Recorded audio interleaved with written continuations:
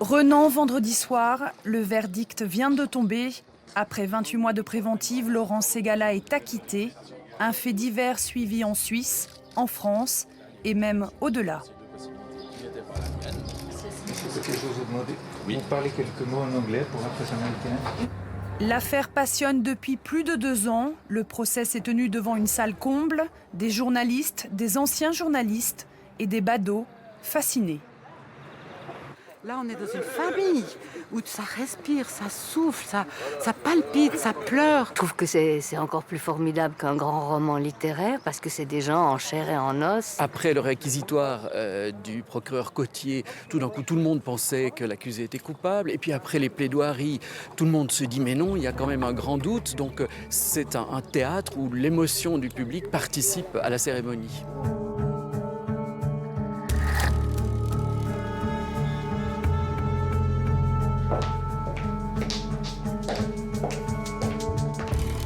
Alors c'est là où je stocke une partie de mes archives.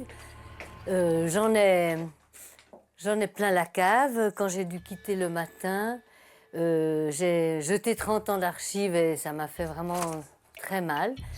Une ancienne chroniqueuse judiciaire aura toujours le virus des faits divers dans le sang. À 78 ans, Pierrette Blanc continue de noircir ses blocs-notes et dompter les prétoires, cette semaine encore, au procès Ségala. Il privilégie la thèse de l'agression. Évidemment, ça c'est terrible pour l'accusé. Dans le canton de Vaud, là, ces temps, est-ce qu'on peut dire on est gâté? Il y a beaucoup d'affaires extrêmement passionnantes qui, je crois, intéressent aussi beaucoup le public. Parce que ça sort du quotidien. Je pense que le pire, c'est le train-train. Alors là, on peut dire qu'on sort de son train-train quand on voit toutes ces vies accrochées à je ne sais pas quoi. Joël Matancio, son nom n'est pas très connu et pourtant il est impliqué dans l'un des faits divers les plus énigmatiques de la fin des années 70. Depuis la création en 99 de Faites entrer l'accusé, pionnière du genre, on assiste à une inflation des magazines de faits divers. Bonsoir, c'est Enquête criminelle. Au cœur du crime, Accusé à tort et autres enquêtes criminelles fleurissent sur toutes les chaînes de télévision.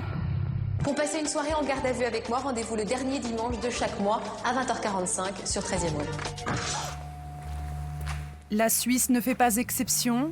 Daniel Mona est le créateur de l'émission judiciaire Zone d'ombre. Pour notre part, je nierai pas que l'aspect dramatique de ces affaires, qui ressemble parfois à un roman policier ou un procès peut ressembler à une pièce de théâtre, je nierai pas que, évidemment, c'est un aspect qui est éminemment télévisuel puisqu'on raconte une histoire. L'affaire Ségala a déjà fait l'objet de 4 émissions télévisées, dont 3 en France. Une histoire mystérieuse qui commence comme un polar. En quelques phrases heurtées, il dit avoir trouvé sa mère au bas de l'escalier dans une flaque de sang. Il explique avoir tout essayé sans réussir à la sauver. Appeler ça du voyeurisme, je crois que c'est du partage avant tout. Si on devait se poser cette question du voyeurisme sur bien d'autres choses, sur les reportages sur les guerres et autres, je crois qu'on ferait plus de télévision.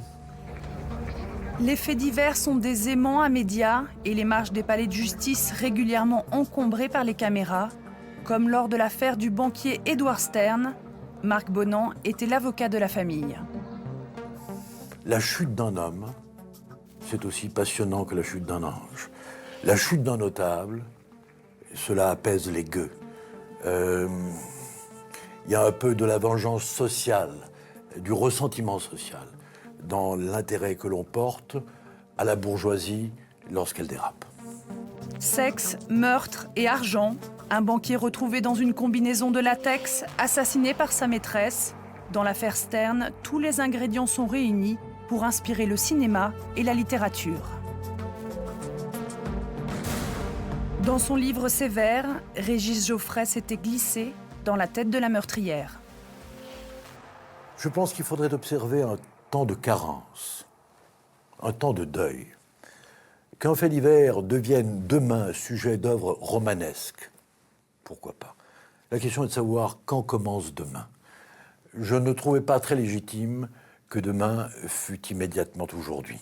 En d'autres termes, que dans l'irrespect ou l'indifférence à la douleur des victimes, on s'empare ici et maintenant de ce qui est tout de même leur vie, pour le donner en pâture, même avec talent. Cela dit, le film que j'ai vu était d'une nullité abyssale. Cela dit, le livre de Geoffrey, je dis littérairement, il n'y a pas de doute que c'est une belle plume. Il y a 20 ans, Morgan Sportes écrit L'appât, un roman inspiré d'un fait divers, l'histoire de 2 garçons et une fille qui assassinent froidement des hommes pour leur argent. Le livre sera adapté au cinéma. On est bien ici, on est tranquille. Puis moi, je suis tout le temps dehors en ce moment, alors j'avais envie d'une soirée comme ça, tous les deux. Tu bouges pas! Fous-toi sur le canapé! Allez! Toi aussi, la gonzesse! J'avais écrit L'appât parce que ce fait divers me semble tout à fait symptomatique d'un temps. Pour moi, le fait divers, c'est comme un microscope qui nous permet d'analyser en profondeur nos sociétés et leurs maladies. Régulièrement, au lieu d'aller au cinéma, moi, je vais voir des vrais films réalistes, je vais au palais de justice de Bobigny. Et là, où c'est stupéfiant, il y a toute la misère du monde, c'est le voyage au bout de la nuit, le palais de justice de Bobigny. Vous voyez des gamins qui ont participé à des viols collectifs, qui disent « Oh, madame la juge, c'est une tasse-pée, la nana, je ne l'ai pas violée, elle était consentante. » Vous voyez ça, vous dites « Merde, on est en France !» En 2006 éclate l'affaire du gang des barbares. Des banlieusards kidnappent un jeune juif pour obtenir une rançon. Ilan Halimi sera séquestré 24 jours, torturé et assassiné. L'écrivain voit dans ce fait divers un reflet des peurs et des tensions de notre société. Il en tire un roman tout de suite. L'adaptation au cinéma est déjà lancée. Il y a le conflit religieux, islam, judaïsme, il y a les banlieues, il y a le quart-monde aussi. Tous ces gens qui vivent dans les combines, les trafics, les détournements d'allocations, tout ça. Donc on a une conjonction de contenus qui m'ont fait dire ça va parler de notre temps, quoi. Les faits divers noircissent les pages des journaux, guident les stylos des écrivains et surtout, ils parlent de nous et de nos sociétés. Le fait divers est une vieille histoire, une très vieille histoire. On en trouve dans les archives qui ont survécu depuis le XVIe siècle. La fin du XIXe siècle, par exemple, est une période de faits divers. Les historiens nous font remarquer qu'on en voit partout. Ça ne correspond pas à une augmentation statistique des crimes dans les chiffres dont on dispose. Par contre, ça correspond à une période de grande inquiétude sur les questions qu'aborde le fait divers. Ce qui permet de souligner, et c'est encore vrai à l'heure actuelle, que le fait divers est un très bon indicateur symbolique des préoccupations, des peurs d'une société, mais un très mauvais indicateur statistique.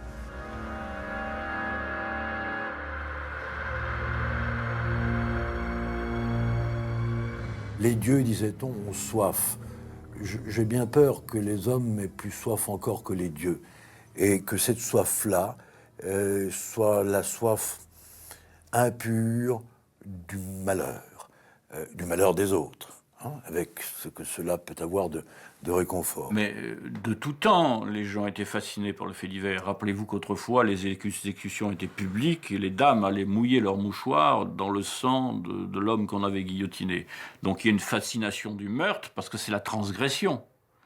C'est une transgression, donc c'est l'acte le pire que puisse commettre un homme. Tu ne tueras point, c'est vraiment le premier commandement. Hein. Ça nous parle de ce qui est arrivé à notre voisin, ce qui est arrivé à côté de chez nous.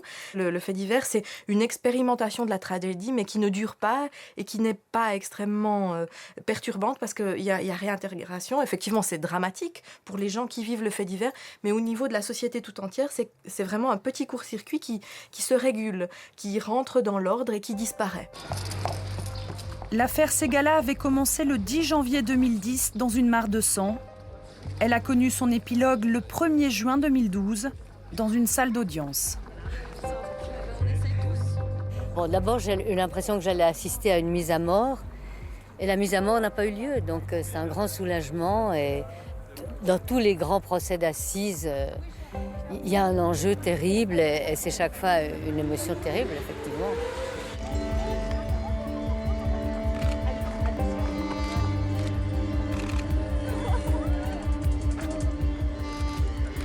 Tout à l'heure.